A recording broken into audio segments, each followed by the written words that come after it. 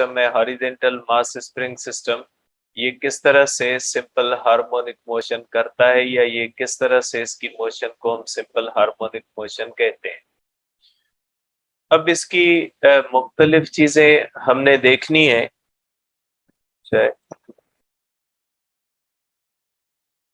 बेटा अब आवाज आ रही है? तो अब हमने ये देखना है बेटा कि किस जगह पे एक्सीलेशन मैक्सिमम होती है और किस जगह पे वेलोसिटी मैक्सिमम होती है। उसका मैंने आपको कल एक एग्जांपल भी बताया था कि किस जगह पे एक्सीलेशन ज्यादा होती है और किस जगह पे वेलोसिटी ज्यादा होती है। अब इन चीजों को मैं लिख लेता हूँ ताकि आपको याद करना आसान रहे। सब चीजें मैंने आपको कल समझा दी थी, सिर्फ उनको आज लिखता हूँ। उसके बाद हम अपना नेक्स्ट जो है वो टॉपिक करते हैं, जो बहुत ही इंपॉर्टेंट टॉपिक भी है और थोड़ा मुश्किल टॉपिक भी है। ठीक है बेटा, तो आज मैं उसकी हॉरिजॉन्टल मास स्प्रिंग सिस्टम की पॉइंट्स लिखता हूँ बेटा।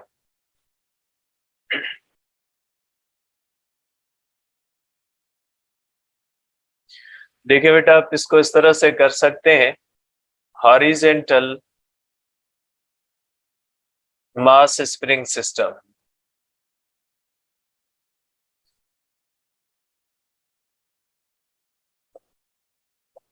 ठीक है, हॉरिजॉन्टल मास स्प्रिंग सिस्टम में हमने ये देखा था बेटा कि अगर कोई इस तरह से स्प्रिंग है उसको हम स्ट्रेच करते हैं।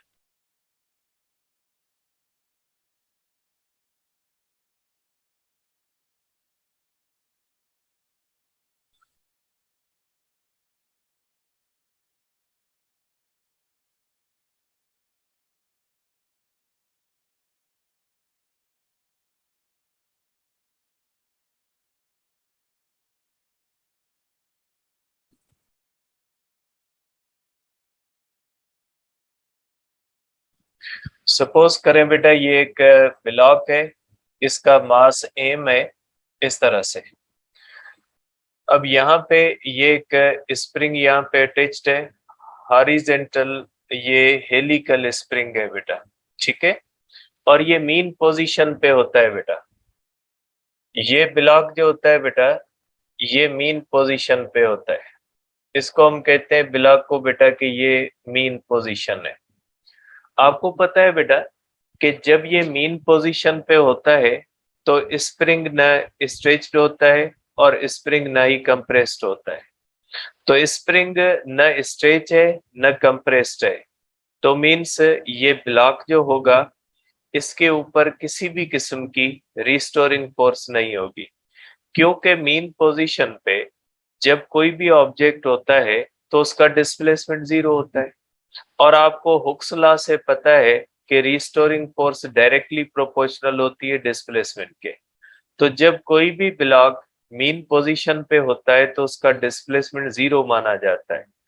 डिस्प्लेसमेंट इसलिए जीरो माना जाता है क्योंकि मैंने आपको डिस्प्लेसमेंट की डेफिनेशन बताई थी कि डिस्प्लेसमेंट का मकसद होता है कि distance between position of the body and mean position. जब ऑब्जेक्ट है ही मीन पोजीशन पे तो पोजीशन ऑफ द बॉडी और मीन पोजीशन सेम होते हैं। इसलिए जब कोई भी ऑब्जेक्ट मीन पोजीशन पे या इक्विलिब्रियम पोजीशन पे होता है तो उसका डिस्प्लेसमेंट जो होता है वो जीरो माना जाता है।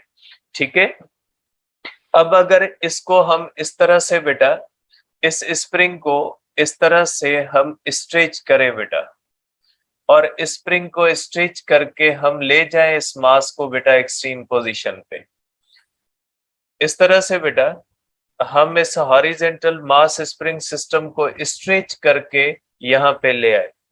और आपको पता है जैसे ही हम स्ट्रेच करना शुरू कर देंगे और ये इस तरह मूव करना शुरू कर देगा तो इसका डिस्प्लेसमेंट बढ़ना शुरू हो जाएगा। तो हुक्स लॉ क्या कहता है, डिस्प्लेसमेंट बढ़ता जाएगा, रिस्टोरिंग फोर्स बढ़ती जाएगी। तो जैसे जैसे हम इसको मूव करवाएंगे तो यहां से लेकर यहां तक हम मूव करवाएंगे with uniform velocity. Uniform velocity से जब मूव करवाएंगे तो क्या हो जाएगा कि हमारी अप्लाइड फोर्स और रिस्टोरिंग फोर्स इक्वल होगी। और जैसे जैसे ये डिस्प्लेसमेंट बढ़ता जाएगा रिस्टोरिंग फोर्स बढ़ती जाएगी, रिस्टोरिंग फोर्स बढ़ती जाएगी मींस अप्लाइड फोर्स भी बढ़ती जाएगी। तो डिस्प्लेसमेंट का डायरेक्शन किस तरफ होता है बेटा? यहाँ पे डिस्प्लेसमेंट को आप देख सकते हैं कि डिस्प्लेसमेंट का डायरेक्शन टुवर्ड्स राइट है बेटा, जबकि रिस्टोरिंग फोर्स का डायरेक्शन किस तरफ होता है बेटा? रिस्टोरिंग फोर्स का डायरेक्शन जो होता है वो टुवर्ड्स लेफ्ट होता है, इस तरह से। और जब बॉडी यहाँ पे आती है तो इसके अंदर बेटा डिस्प्लेसमेंट एम्पलीट्यूड के बराबर हो जाता है, डिस्प्लेसमेंट मैक्सिमम होता है, रिस्टोरिंग फोर्स मैक्सिमम होती है। और जब हम किसी भी मास को मीन पोजीशन से एक्सट्रीम तक ले जाते हैं तो बेटा ये हम रिस्टोरिंग फोर्स के खिलाफ ले जाते हैं। और आपको पता है कि अगर किसी भी मास को इलास्टिक फोर्स के खिलाफ हम अगर मूव करवाएंगे तो उसके अंदर पोटेंशियल एनर्जी स्टोर होगी, क्योंकि इसको मूव करवाते हुए हमने वर्क किया है, हमने फोर्स लगाई है, फोर्स की वजह से डिस्प्लेसमेंट हुआ है और ये अगेंस्ट इलास्टिक फोर्स हुआ है। तो अगर हम वर्क करते हैं अगेंस्ट इलास्टिक फोर्स तो वो हमारा वर्क स्टोर हो जाता है एज अ पोटेंशियल एनर्जी। और ये work done by constant force नहीं होगा, ये work done by variable force होगा। इसलिए क्योंकि हुक्स लॉ कहता है कि जैसे जैसे डिस्प्लेसमेंट बढ़ता जाएगा तो रिस्टोरिंग फोर्स बढ़ती जाएगी। और आप अगर बॉडी को यूनिफॉर्म वेलोसिटी से मूव करवा रहे हैं, इसका मकसद है जब आप मीन से एक्सट्रीम तक लेके जा रहे हैं तो आपको फोर्स अपनी बढ़ानी पड़ेगी, मींस ये work done by variable force होगा और आपका किया हुआ वर्क जो होता है वो स्टोर हो जाता है एज अ पोटेंशियल एनर्जी। अब जब आप इस ब्लॉक को यहाँ पे छोड़ते हो बेटा, जब आप इस ब्लॉक को यहाँ पे छोड़ोगे तो ये ब्लॉक वापस मूव करेगा बेटा, ये ब्लॉक वापस मूव करेगा इस तरह से। और मैंने कल आपको डेटा बताई थी कि ब्लॉक की यहाँ पे वेलोसिटी 0 होती है और जैसे ही ब्लॉक इस तरफ जाएगा तो ब्लॉक एक्सीलेट करेगा क्योंकि रिस्टोरिंग फोर्स इसको ले आएगी। और जब कोई भी फोर्स किसी भी बॉडी को मूव करवा रही होती है तो उसमें एक्सीलेशन होती है। इसलिए जब ब्लॉक को हम एक्सट्रीम पोजीशन पे छोड़ेंगे तो रिस्टोरिंग फोर्स इसको वापस जब मीन पोजीशन की तरफ लेके आएगी तो ये फोर्स अनबैलेंस्ड फोर्स होगी क्योंकि हमने अपनी अप्लाइड फोर्स यहाँ पे खत्म कर दी है, जिसका नतीजा क्या निकलेगा कि ये ब्लॉक एक्सीलेट करता हुआ मीन पोजीशन पे आएगा, लेकिन ये डिक्रीजिंग एक्सीलेशन होगी। मैंने कल आपको डेटा बना के इसका बताया था कि ये एक्सीलेशन तो होती है, डिक्रीजिंग एक्सीलेशन होती है। और आपको पता है डिक्रीजिंग एक्सीलेशन वो एक्सीलेशन होती है जिसके अंदर चेंज इन वेलोसिटी कम हो रही होती है लेकिन वेलोसिटी बढ़ रही होती है। नतीजा ये निकलता है कि 0 वेलोसिटी से यहाँ से बॉडी शुरू करती है और इसकी वेलोसिटी यहाँ पे मैक्सिमम हो जाती है। जब ये बॉडी वापस मीन पोजीशन पे आती है तो रिस्टोरिंग फोर्स 0 हो जाती है और फोर्स ऑफ फ्रिक्शन इसके ऊपर पहले ही हम 0 कंसीडर किए हुए। तो ये बॉडी यहाँ पे रुकेगी नहीं, इनर्शिया की वजह से ये बॉडी इस तरह आगे चली जाएगी। जब ये बॉडी इस तरह आगे चली जाएगी तो ये क्या करेगी? स्प्रिंग को कंप्रेस करेगी। अब जब ये बॉडी स्प्रिंग को कंप्रेस करेगी तो स्प्रिंग क्या करेगा? अब इसकी वेलोसिटी को कम करना शुरू करेगा, मींस जब ये इस तरफ जाएगी तो इसके अंदर डिसलेरेशन पैदा होगी। आप कह सकते हैं कि जब बॉडी एक्सट्रीम टू मीन आएगी तो एक्सीलेट करेगी और जब ये बॉडी मीन टू एक्सट्रीम जाएगी तो डिसलेरेट करेगी। ठीक है, अब इसके अंदर आप डिस्प्लेसमेंट का डायरेक्शन देख लें। डिस्प्लेसमेंट का डायरेक्शन हमेशा mean position to the position of the body होता है। ये डिस्प्लेसमेंट इस साइड पे निगेटिव होगा। ठीक है, यहाँ पे रिस्टोरिंग फोर्स को निगेटिव माना जाएगा और यहाँ पे जो रिस्टोरिंग फोर्स होगी उसका डायरेक्शन ये होगा और यहाँ पे रिस्टोरिंग फोर्स को पॉजिटिव माना जाएगा। अब आप यहाँ पे सोचेंगे कि डिस्प्लेसमेंट को मैंने पॉजिटिव क्यों लिखा है? क्योंकि डिस्प्लेसमेंट राइट की तरफ है, राइट की तरफ डिस्प्लेसमेंट वेक्टर होता है, पॉजिटिव होता है। और आप ये सोचोगे मैंने यहाँ पे रिस्टोरिंग फोर्स को निगेटिव क्यों लिखा है? तो रिस्टोरिंग फोर्स को इसलिए मैं निगेटिव लिख रहा हूँ कि रिस्टोरिंग फोर्स का डायरेक्शन जो होता है यहाँ पे टुवर्ड्स लेफ्ट होता है बेटा। तो इस वजह से मैंने यहाँ पे इसको जो है वो निगेटिव और पॉजिटिव किया है। ठीक है बेटा, तो आप कह सकते हैं कि यहाँ पे रिस्टोरिंग फोर्स लेफ्ट की तरफ है तो वेक्टर है नेगेटिव है। देखें यहाँ पे डिस्प्लेसमेंट नेगेटिव की तरफ है, लेफ्ट की तरफ है तो नेगेटिव है, और यहाँ पे रिस्टोरिंग फोर्स इस तरफ। अब रिस्टोरिंग फोर्स इस तरफ इसलिए क्योंकि ये रिस्टोरिंग फोर्स स्प्रिंग की वजह से आती है, और जब स्प्रिंग इस तरह कंप्रेस होगा तो ये स्प्रिंग फोर्स इस तरफ लगाएगा। तो आप देख सकते हैं कि रिस्टोरिंग फोर्स का direction always towards mean position है। और इस बॉडी के अंदर जो एक्सीलेशन आती है, ये एक्सीलेशन किस वजह से आती है? ये एक्सीलेशन आती है रिस्टोरिंग फोर्स की तरफ से। और आपको न्यूटन का लॉ कहता है, न्यूटन क्या कहता है? न्यूटन कहता है कि जब फोर्स लगेगी एक्सीलेशन पैदा होगी, और उस एक्सीलेशन का डायरेक्शन जो होगा वो ऑलवेज फोर्स वाला होगा। तो यहाँ पे रिस्टोरिंग फोर्स का direction always towards mean position है, तो इसमें पैदा होने वाली एक्सीलेशन या डिसलरेशन का डायरेक्शन ऑलवेज टुवर्ड्स क्या होगा? Mean position. क्योंकि एक्सीलेशन का डायरेक्शन भी इस तरफ है और डिसलरेशन का डायरेक्शन भी इस तरफ है, क्योंकि जब बॉडी इस तरफ जाएगी डिसलरेट करेगी, और डिसलरेशन का direction always opposite to the direction of velocity होता है। बॉडी इस तरफ जा रही है लेकिन डिसलरेट कर रही है, और डिसलरेशन का डायरेक्शन क्या होता है? Always opposite to the direction of motion होता है। थर्ड चैप्टर के अंदर हमने डिस्कस किया है। इसके बाद फिर क्या होगा? इसके बाद ये होगा बेटा कि बॉडी फिर यहां से वापस आ जाएगी बेटा, इस तरह से बॉडी वापस इस तरह से मीन पोजीशन पे आएगी, लेकिन मीन पोजीशन पे फिर रुकेगी नहीं, और इनर्शिया की वजह से आगे मूव कर लेगी बेटा वापस एक्सट्रीम पोजीशन तक, और ये बॉडी इस तरह से वापस एक्सट्रीम तक जाएगी, और ये इस तरह से वाइब्रेट करती रहेगी। तो इससे आप देख सकते हैं कि जब इस तरह से स्प्रिंग के साथ आप किसी भी मास को स्ट्रेच करके उसको मीन पोजीशन से आगे एक्सपेंड करते हैं, स्ट्रिंग जो स्प्रिंग होता है उसके अंदर एक्सपेंशन आती है, या इस स्प्रिंग के अंदर कंप्रेशन आती है, तो उसके नतीजे में उस स्प्रिंग के अंदर एक रिस्टोरिंग फोर्स जनरेट होती है, और वो रिस्टोरिंग फोर्स इस बॉडी को सिंपल हार्मोनिक मोशन में वाइब्रेट करवाने की जिम्मेदार होती है। ठीक है, और आपने ये भी देखा कि जब मीन पोजीशन से आप इसको एक्सट्रीम पोजीशन तक ले जाते हो, तो एक्सट्रीम पोजीशन तक जब ले जाते हो आप, तो इसके अंदर आप फोर्स लगाते हो, आप एक्सटर्नल एजेंसी हो, आप इसको फोर्स लगाते हो, एक्सटर्नल एजेंसी फोर्स लगाती है, और एक्सटर्नल एजेंसी की फोर्स की वजह से बॉडी डिस्प्लेसमेंट तय करती है, तो वर्क होता है, और उसी वर्क की वजह से उसके अंदर एक पोटेंशियल एनर्जी आती है, क्योंकि आप यहाँ पे वर्क कर रहे हो अगेंस्ट इलास्टिक फोर्स, और वही पोटेंशियल एनर्जी फिर इस तरह से इसके अंदर जो है वो वाइब्रेट कर रही होती है। एक्सट्रीम पोजीशन पे वर्क मैक्सिमम होता है, क्योंकि वर्क डिस्प्लेसमेंट पे डिपेंड करता है। जब आप मीन पोजीशन से वर्क करके एक्सट्रीम पे जाते हो, तो अपने बॉडी को ज्यादा से ज्यादा डिस्प्लेसमेंट तय करवा दिया है, तो आपका वर्क मैक्सिमम होगा, पोटेंशियल एनर्जी मैक्सिमम होगी। लेकिन जैसे ही ये बॉडी आप छोड़ोगे, ये बॉडी एक्सट्रीम टू मीन आएगी, तो आपको पता है कि इसकी पोटेंशियल एनर्जी काइनेटिक एनर्जी में कन्वर्ट हो जाएगी, और जब ये मीन पोजीशन पे आएगी तो इसके अंदर टोटल पोटेंशियल एनर्जी कन्वर्ट हो चुकी काइनेटिक एनर्जी के अंदर। जब ये लेफ्ट साइड की तरफ जाएगी तो स्प्रिंग को कंप्रेस करेगी, और स्प्रिंग को जब कंप्रेस करेगी तो वापस काइनेटिक एनर्जी पोटेंशियल में कन्वर्ट होगी। फिर ये एक्सट्रीम से मीन की तरफ आएगी, फिर पोटेंशियल एनर्जी कन्वर्ट हो जाएगी काइनेटिक एनर्जी में।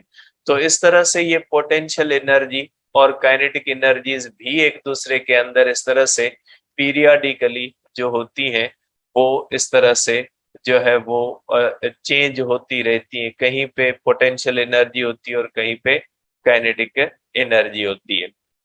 अब अगर आप इसको देखें तो इसकी मोशन वाइब्रेटरी भी होती है और इसकी मोशन पीरियडिक भी होती है। इसका मतलब ये हुआ कि इसकी मोशन जो है वो सिंपल हार्मोनिक मोशन है। और अभी आपने देखा है कि इसके अंदर एक्सीलेशन भी होती है, और उस एक्सीलेशन का डायरेक्शन जो है वो ऑलवेज टुवर्ड्स मीन पोजीशन भी होता है, और इसका डायरेक्शन ऑलवेज जो होता है वो अगेंस्ट होता है डिस्प्लेसमेंट के, जो एक नेसेसरी कंडीशन होती है किसी भी बॉडी की मोशन की सिंपल हार्मोनिक मोशन होने के लिए, तो इस मास स्प्रिंग सिस्टम के अंदर सब वो प्रॉपर्टीज मौजूद हैं जो सिंपल हार्मोनिक मोशन होने के लिए जरूरी है। लेकिन याद रखिएगा कि हॉरिजॉन्टल मास स्प्रिंग सिस्टम की मोशन सिंपल हार्मोनिक मोशन उसी सूरत में होगी जब फ्रिक्शनल फोर्स प्रेजेंट नहीं होगी, क्योंकि अगर यहाँ पे फ्रिक्शन मौजूद होगी तो इसका जो एम्पलीट्यूड होगा वो आहिस्ता आहिस्ता कम होगा। जैसे मैंने कल आपको दिखाया था कि जब डैम्पिंग फोर्स आ जाती है तो डैम्पिंग फोर्स की वजह से वो मोशन पीरियडिक फिर नहीं रहती। तो वाइब्रेटरी मोशन, हर vibratory motion simple harmonic motion नहीं होती। और वाइब्रेटरी मोशन का सिंपल हार्मोनिक मोशन होने के लिए कुछ नेसेसरी कंडीशंस होती हैं जिनको फॉलो करती है बॉडी, तो सिंपल हार्मोनिक मोशन में कहलाती है। अब आप यहाँ पे एक्सीलेशन भी मैं बना देता हूं कि एक्सीलेशन बेटा जो होगी इस बॉडी के अंदर, यहाँ पे एक्सीलेशन का डायरेक्शन ये होगा, और इस जगह पे अगर आप देखोगे तो बॉडी के अंदर एक्सीलेशन का डायरेक्शन इस तरफ होगा। अब इसकी मुख्तलिफ पॉइंट्स में लिख लेता हूं बेटा कि एट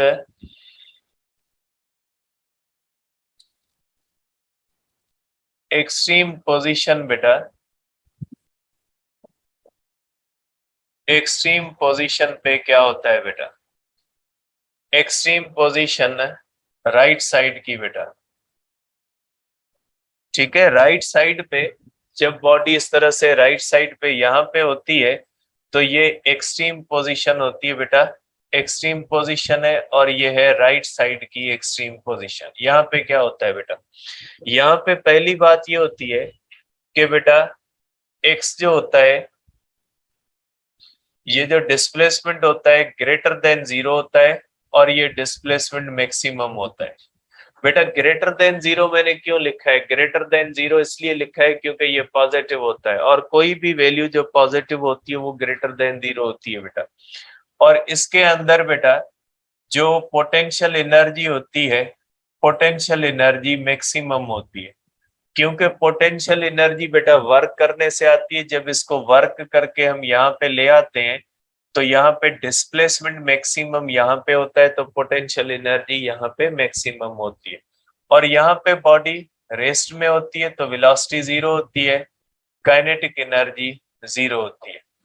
अब जब हम इस बॉडी को बेटा छोड़ेंगे तो ये बॉडी एक्सीलेट करेगी, और इस जगह पे इसके ऊपर बेटा जो रिस्टोरिंग फोर्स होती है बेटा, रिस्टोरिंग फोर्स लेस देन 0 होती है, लेकिन ये मैक्सिमम होती है। लेस देन 0 का मकसद होता है इसका डायरेक्शन बेटा लेफ्ट की तरफ होता है, निगेटिव की तरफ होता है, और जब निगेटिव की तरफ इसका डायरेक्शन होता है तो उसको लेस देन 0 कहा जाता है, क्योंकि निगेटिव नंबर जो होता है वो लेस देन 0 होता है। इसलिए हम इसको रिस्टोरिंग फोर्स को यहाँ पे लेस देन 0 कहते हैं। ये डायरेक्शन को शो कर रहा है कि इसका डायरेक्शन लेफ्ट की तरफ है, लेकिन इसका मैग्नीट्यूड जो होता है वो मैक्सिमम होता है बेटा, ठीक है।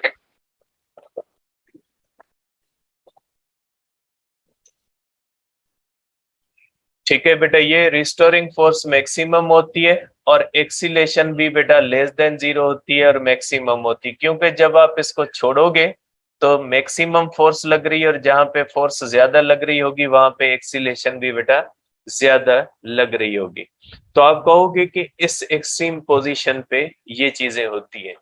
अब हम कर लेते हैं बेटा मीन पोजीशन पे या इक्विलिब्रियम पोजीशन पे बेटा।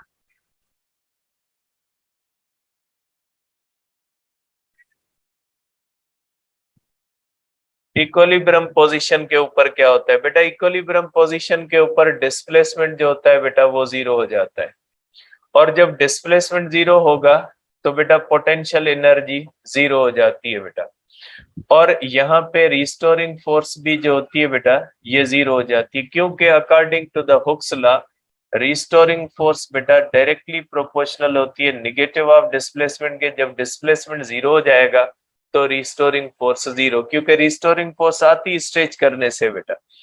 और इसकी काइनेटिक एनर्जी या वेलोसिटी बेटा, यहाँ पे वेलोसिटी जो होगी ये मैक्सिमम हो जाएगी बेटा।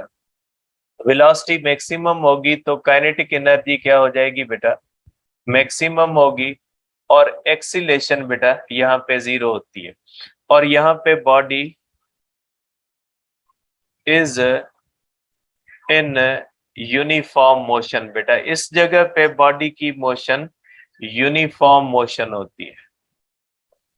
बॉडी की मोशन जो होती है बेटा मेन पोजीशन पे बॉडी की मोशन यूनिफॉर्म मोशन होती है, इसीलिए इसको इक्विलिब्रियम पोजीशन कहा जाता है, क्योंकि इस पोजीशन पे फोर्स 0 होती है। जब फोर्स 0 होती है तो एक्सेलरेशन भी 0 होगी बेटा। अब हम करते हैं बेटा एक्सट्रीम पोजीशन।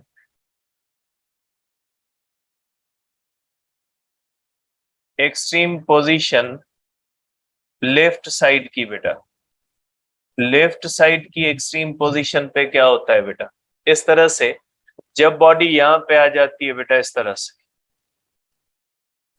जब बॉडी यहाँ पे आ जाती है बेटा, तो ये होती है एक्सट्रीम पोजीशन, और ये कौन सी होती है बेटा, लेफ्ट की। और ये जो होती है बेटा ये एक्सट्रीम पोजीशन है, और ये एक्सट्रीम पोजीशन बेटा राइट साइड की है। मैंने ऊपर भी लिखा है, यहाँ पे भी लिख दिया। और ये बेटा एक्सट्रीम पोजीशन लेफ्ट की तरफ है। अब अगर आप देखते हैं बेटा, तो यहाँ पे डिस्प्लेसमेंट जो होता है बेटा वो लेस देन 0 होता है, लेकिन मैक्सिमम होता है। लेस देन 0 इसलिए मैंने लिखा है क्योंकि डिस्प्लेसमेंट निगेटिव होता है, निगेटिव लेस देन 0 होता है बेटा। और रिस्टोरिंग फोर्स जो होती है बेटा ग्रेटर देन 0 होती है और मैक्सिमम होती है बेटा, क्योंकि displacement maximum, restoring force maximum. और एक्सीलेशन बेटा ग्रेटर देन 0 होती है, और ये भी मैक्सिमम होती है बेटा।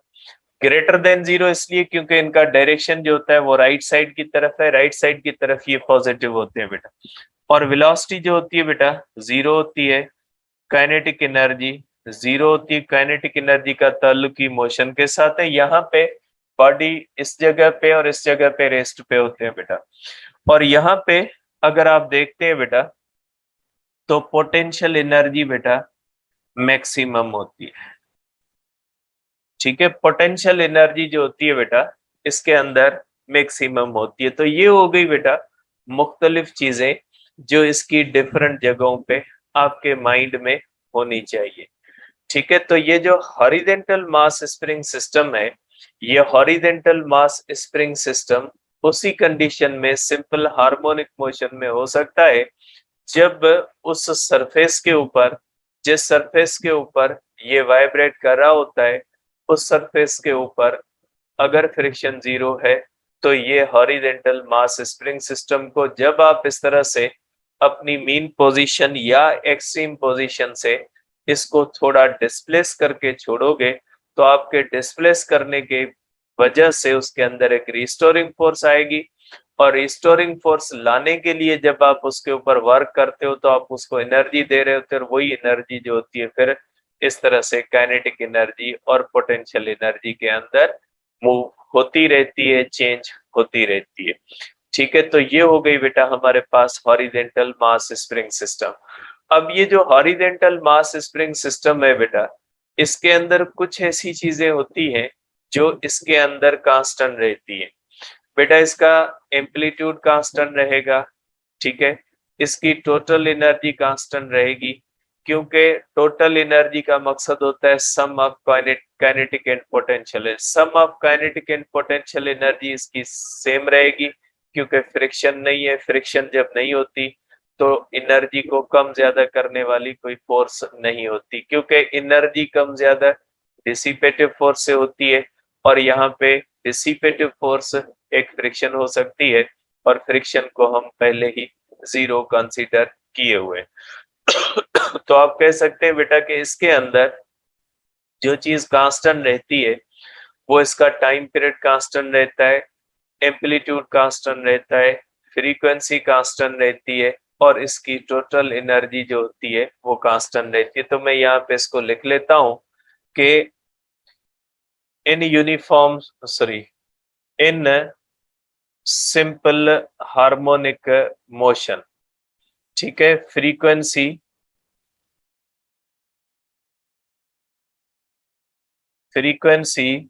एम्पलीट्यूड,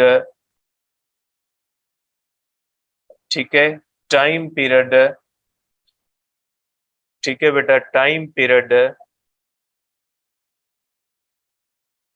टोटल एनर्जी, ठीक है। और भी अगर कोई चीज है तो मुझे बेटा माइंड में नहीं आ रही, ठीक है। आप अगर माइंड में आपके आ रही है तो कमेंट कर दें तो मैं लिख दूं, सबके लिए फायदा होगा। तो ये मुझे 3-4 चीजें अभी माइंड में आ रही हैं, आगे जैसे ही कोई और चीज भी होगी तो मैं इसको लिख दूंगा। तो इन simple harmonic motion frequency, amplitude, time period, total energy and total energy remain constant बेटा। ये जो होती है ये कांस्टेंट रहती है जी।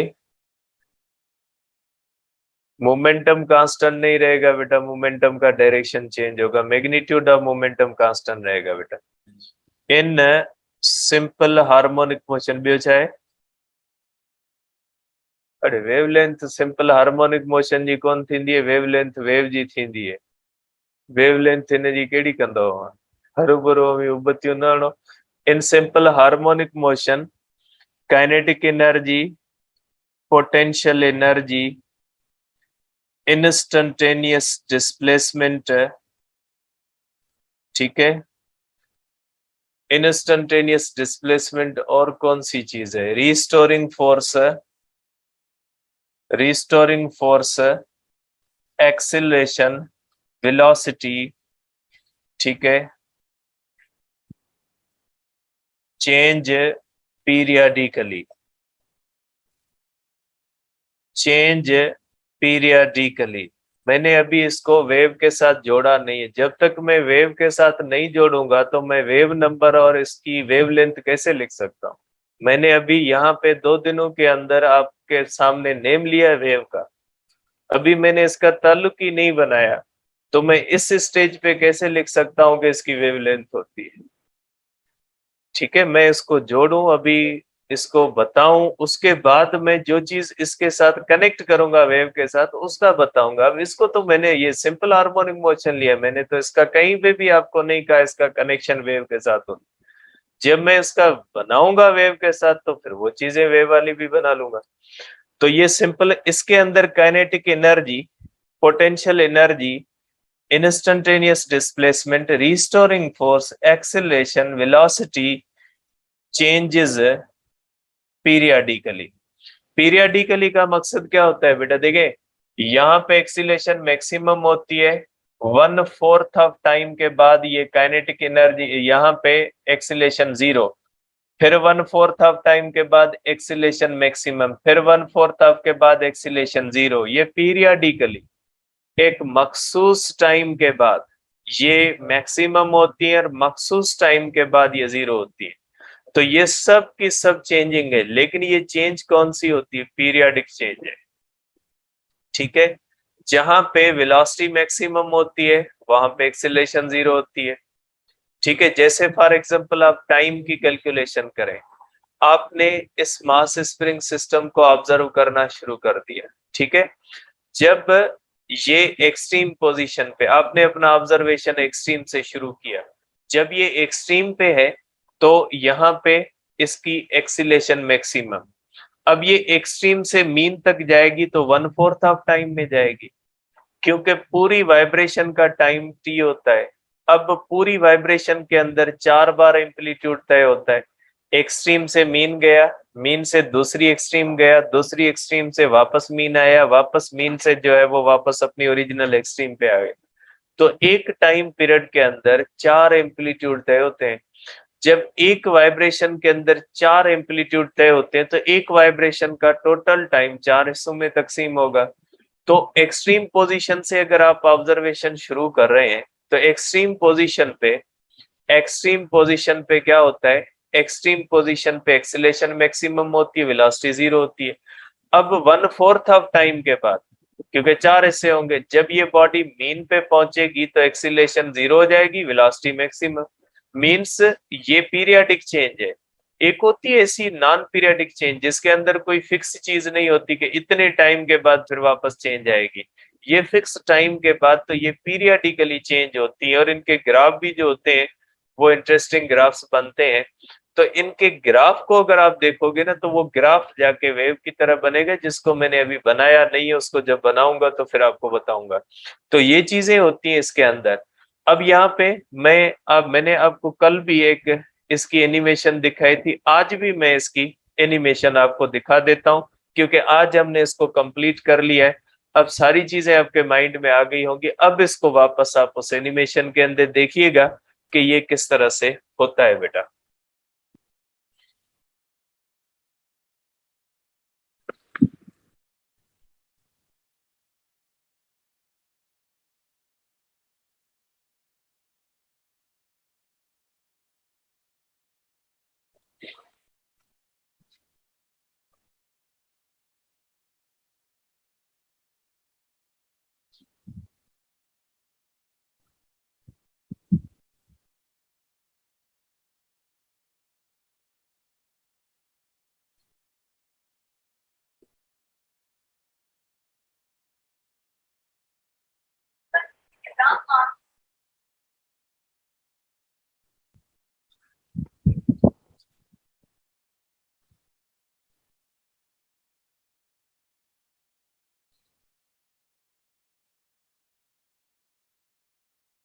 देखिए बेटा, ये मैंने आपको कल भी जो है वो दिखाया था, आज भी मैं वापस आपको दिखा देता हूँ बेटा।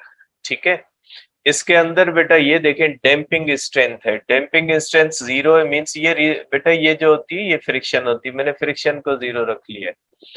और ये स्प्रिंग कांस्टेंट के होता है बेटा, स्प्रिंग कांस्टेंट के जो होता है, मैंने आपको कल बताया था कि स्प्रिंग कांस्टेंट के जो होता है ये स्टिफनेस ऑफ स्प्रिंग को बताता है। मींस स्प्रिंग जो होता है वो हार्ड या सॉफ्ट है, इसका कैसे पता लगता है।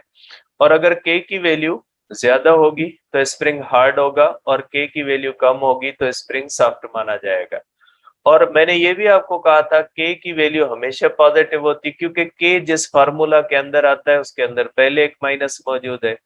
अगर उसके अंदर के भी निगेटिव ले आया कहीं से, तो फिर ये हुक्स लॉ जो होगा ये पॉजिटिव में चला जाएगा। मींस हुक्स लॉ कहेगा रिस्टोरिंग फोर्स और डिस्प्लेसमेंट का डायरेक्शन सेम है, जो नहीं हो सकता। इसलिए के की वैल्यू हमेशा यहाँ पे पॉजिटिव रहती है, और के की वैल्यू डिपेंड करती है नेचर ऑफ द स्प्रिंग पे, और आल्सो डिपेंड करती है ये जो है वो लेंथ ऑफ द स्प्रिंग पे।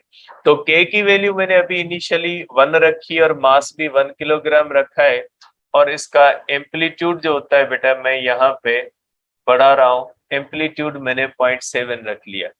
अब आप यहाँ पे देखिएगा बेटा कि ये फोर्सेस मैं यहाँ पे बना रहा हूँ बेटा, ये वेट है, नॉर्मल रिएक्शन, रिस्टोरिंग फोर्स है बेटा। रिस्टोरिंग फोर्स जो होती है वो ज्यादा होती है एक्सट्रीम पे। जैसे जैसे ये बॉडी मूव करेगी आप देखोगे ये वेक्टर छोटा होता जाएगा। मैं स्टेप फॉरवर्ड आता हूँ, इसको देखें बेटा, ये बॉडी जैसे जैसे मीन की तरफ आ रही है बेटा, ठीक है, ये बॉडी आप देख रहे हैं यहाँ पे कि ये बॉडी मीन पोजीशन की तरफ आ रही है। देखिए ये बॉडी जैसे जैसे मीन की तरफ आ रही है रिस्टोरिंग फोर्स कम हो रही है बेटा। ठीक है, और जैसे ये बॉडी देखें, ये बॉडी जैसे मीन से एक्सट्रीम की तरफ जा रही है, तो देखें ये रिस्टोरिंग फोर्स बढ़ रही है बेटा। देखें ये वेक्टर जो होता है वो बढ़ रहा होता है, देखें। ठीक है, तो ये देखें यहाँ पे ज्यादा से ज्यादा है। अब देखें जैसे मीन की तरफ जा रही है बेटा, आप इसको गौर से देखें, ये बॉडी जैसे मीन की तरफ जा रही है रिस्टोरिंग फोर्स बेटा कम हो रही है। आप देखें बेटा, इसको केयरफुली आप इसको देखें बेटा,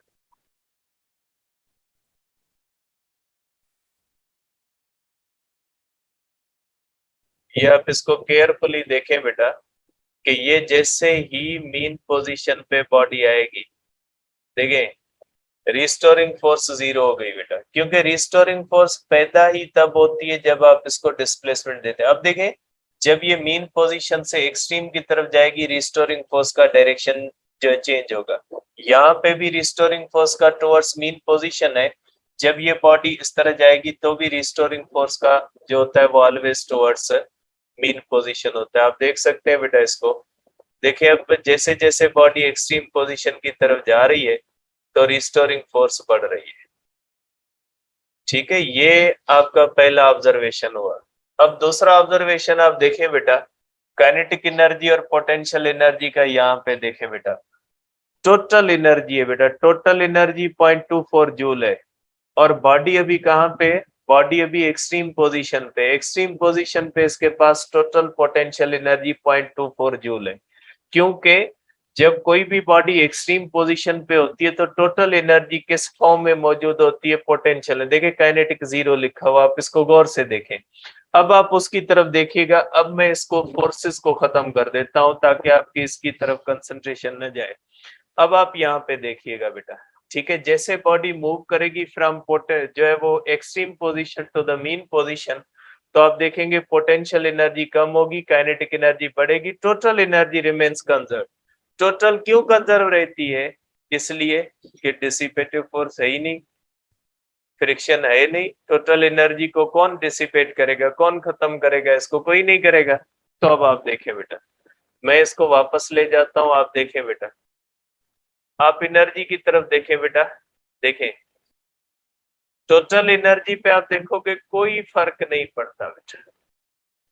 जब बॉडी मीन पोजीशन पे आ गई बेटा, देखें बॉडी मीन पोजीशन पे पहुंच गई तो टोटल एनर्जी जो है बेटा 0.24 है और काइनेटिक एनर्जी भी 0.24 है, पोटेंशियल एनर्जी 0 हो गई। अब आप देखें बेटा इसको, अब ये देखें, ठीक है, ये देखें बेटा, अब फिर क्या हो रहा है? पोटेंशियल एनर्जी बढ़ रही है और काइनेटिक एनर्जी क्या हो रही है बेटा? कम हो रही है। अब जब ये वापस आएगा बेटा, एक्सट्रीम टू मीन वापस आ रहा है बेटा, देखें एक्सट्रीम टू मीन आ रहा है, तो फिर आप देखें इसको, ठीक है। अब आप इसको ग्राफ के अंदर देखें बेटा, ठीक है बेटा, ये आप इसको ग्राफ के अंदर देखें बेटा, ठीक है, ये आप इसका बेटा ग्राफ देख ले एनर्जी का।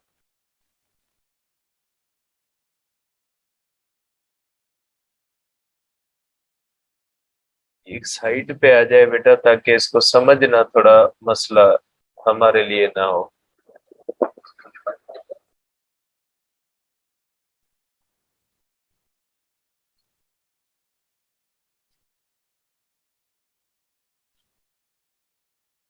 ये यहाँ पे सही बेटा। अब आप इसको देखिएगा ग्राफ को, देखिए अब बेटा जब ये एक्सट्रीम पोजीशन पे है बॉडी, ये अब जा रही है बेटा मीन पोजीशन पे, ये बेटा इस तरह से बनेंगे, एक मिनट,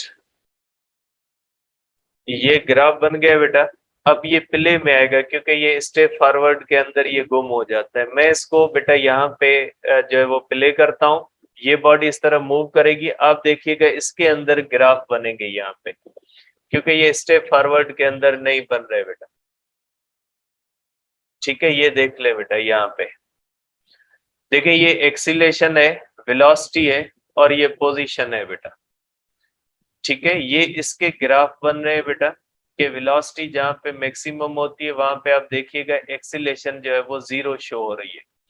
और ये बेटा एनर्जी के ग्राफ आ रहे हैं यहाँ पे, ये देखें ये एनर्जी के ग्राफ आ रहे हैं, एक पोटेंशियल एनर्जी का और एक जो होता है बेटा ये काइनेटिक एनर्जी का ग्राफ है। ये वेव शेप की तरह बनते हैं क्योंकि वेव जो होती है बेटा वो 0 से शुरू होकर मैक्सिमम होती है T/4 पे, फिर T/½ पे, फिर 0 आ जाती है, फिर 3T/4 में फिर मैक्सिमम होती है। तो सेम ग्राफ इस तरह से बन रहे हैं, ठीक है। तो ये होता है बेटा इस तरह से आप कह सकते हैं कि इसकी मोशन सिंपल हार्मोनिक मोशन इसी सूरत में होगी जब फ्रिक्शन नहीं होगी।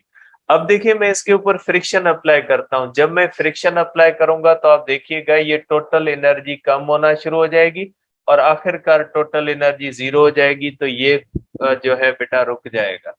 मैं इसके अंदर डैम्पिंग फोर्स लगा रहा हूँ बेटा, मैंने इसके अंदर बहुत ज्यादा डैम्पिंग फोर्स लगा दी। देखिए बेटा टोटल एनर्जी क्या हो रही है? टोटल एनर्जी कम हो रही है और आखिरकार इसकी मोशन रुक जाती है, ठीक है। ये आप देख लें डैम्पिंग फोर्स क्या होती है? वो फोर्स होती है जो इसके अंदर रेजिस्टिव इफेक्ट्स जो है वो पैदा करती है, ठीक है। तो ये हो गई बेटा हमारे पास इस तरह से। अब मैं क्या करता हूं बेटा, स्प्रिंग कांस्टेंट की वैल्यू बढ़ा देता हूं। आप देखिए स्प्रिंग कांस्टेंट की वैल्यू बढ़ने से इसकी मोशन फास्ट हो जाएगी और इसकी एनर्जी भी जो है वो ज्यादा हो गई है बेटा। स्प्रिंग कांस्टेंट बढ़ने से देखें एनर्जी 0.42 पहले थी, अब एनर्जी कितनी हो गई बेटा, 0.1 हो गई। ठीक है, तो इस तरह से आप देखेंगे कि इसके अंदर सेम एम्पलीट्यूड पे अगर आप स्प्रिंग कांस्टेंट जो है वो बढ़ाओगे तो उसके अंदर एनर्जी जो होगी बेटा वो बढ़ रही है, ये देख ले बेटा। ठीक है, और ये बेटा डैम्पिंग इफेक्ट्स को मैं 0 कर देता हूँ, क्योंकि डैम्पिंग इफेक्ट्स जो होंगे बेटा